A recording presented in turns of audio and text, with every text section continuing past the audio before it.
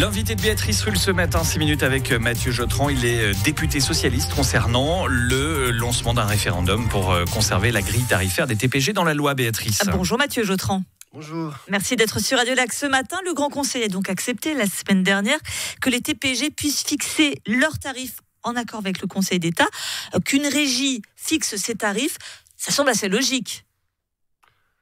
Pas tant que ça, en fait, quand on pense que les transports publics sont surtout un moyen de transport, un service public, et donc qui a des intérêts politiques derrière, de report modal, d'attractivité de l'offre, de ce qu'on souhaite offrir à la population. Et là, ça devient évidemment un enjeu bien plus politique que juste une fixation de tarifs d'un service quelconque auquel on pourrait imaginer. Oui, mais les TPG ont des investissements, font des campagnes pour embaucher des chauffeurs parce qu'on en a besoin, cela coûte de l'argent. Comment est-ce qu'on le finance si on n'augmente pas plus ou moins les billets, si on n'a pas au moins ce levier-là?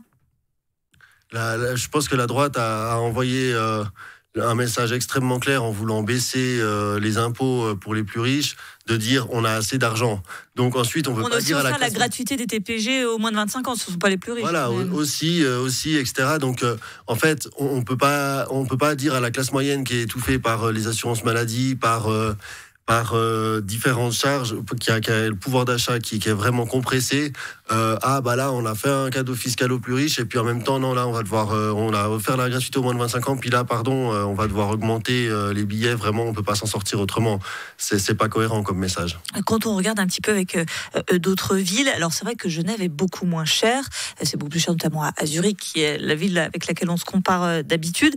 Alors c'est aussi plus cher parce que forcément il y a des investissements, il y a des choses comme ça qui nécessitent aussi. Est-ce que le prix du billet à Genève n'est pas sous-coté? Pardonnez-moi de vous dire ça comme ça.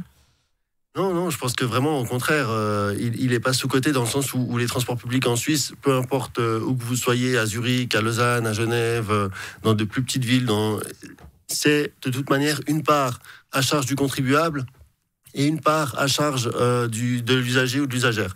Et donc, c'est une décision politique de savoir à quelle hauteur on fixe cela. Il y a en général un usage qui est de à peu près 50-50. À Genève, la population a décidé très clairement, il y a moins de 10 ans, qu'elle souhaitait que ce soit plus à la charge de l'État et moins à la charge de l'usager, de l'usagère. Mais l'État, c'est nous. C'est nous qui payons l'État. Évidemment, mais oui, et l'assurance maladie, par exemple, c'est la même chose. La part qui est à la charge de l'usager et de l'usagère, par exemple, est bien trop importante, alors que il y a une charge aussi il y a une part à la charge du contribuable, et celle-ci est plus basse, et on voit que l'assurance maladie, c'est hyper problématique pour plein de foyers. Et donc, les billets TPG, c'est exactement le même mécanisme, c'est-à-dire qu'il y a une part à la charge de celui qui va acheter son billet ou son abonnement, et puis une part à la charge du contribuable. C'est un équilibre politique à trouver, et donc le peuple s'était clairement exprimé. Il souhaite que ce soit un équilibre plutôt de 30% pour la billetterie et 70% pour les finances de l'État. Grille tarifaire qui est donc fixée actuellement dans la loi. Alors, les Genevois ne sont pas complètement stupides. Quand on leur pose la question de savoir, voulez-vous qu'on augmente les billets TPG? Forcément, ils disent non, ça semble assez logique, c'est un peu comme la vignette autoroutière. J'ai envie de vous dire, quand on nous demande, personne ne va dire je la veux à 120 francs. Ça veut donc dire que les tarifs TPG ne bougeront jamais.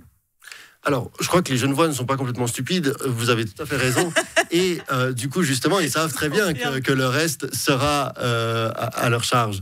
Enfin, disons que de toute manière, c'est un équilibre. Voilà, il y a 100% à financer, donc comment on le finance? Ils se rendent bien compte que si on n'augmente pas le billet, on va devoir augmenter les charges. On va augmenter nos impôts. C'est ça, disons, ou en tout cas, on va éviter de les baisser pour les plus riches, c'est déjà bien, je pense. Après, la question, c'est de savoir, est-ce qu'on pourra plus jamais augmenter le prix des billets? Je crois pas.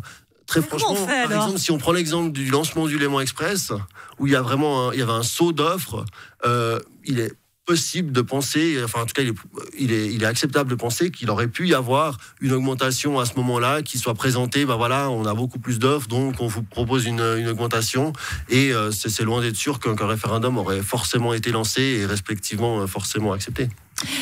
Alors vous lancez ce référendum, vous êtes vous-même socialiste avec la gauche radicale, le MCG et des Jeunes Verts, c'est un comité pour le moins hétéroclite. et il y a d'autres jeunesses aussi, la jeunesse socialiste notamment. C'est vrai que oui, c'est un comité assez hétéroclite. Cela dit, on sait que d'habitude c'est compliqué pour la gauche de s'entendre. Ça va bien se passer. C'est ça, comme quoi c'est un sujet d'importance et tout le monde peut s'entendre.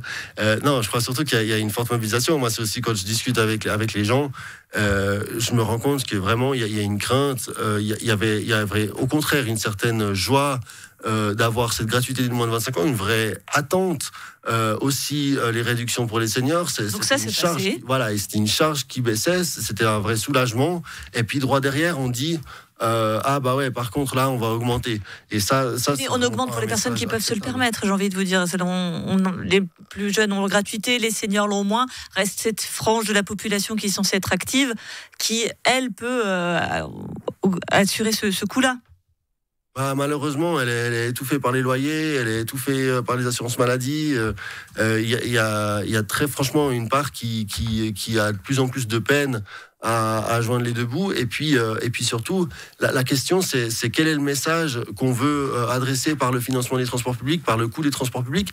Il y a une nécessité de report modal, et c'est en gardant une offre attractive, mais aussi à un prix attractif, qu'on arrivera à convaincre les gens de faire ce report modal et d'utiliser les transports publics. Et le référendum est donc lancé. Merci beaucoup Mathieu Jotran. Je rappelle que vous êtes député socialiste et que vous devez récolter à peu près plus de 4150 signatures d'ici la mi-août pour le faire aboutir. Merci à vous d'avoir été sur Radio Lac ce matin.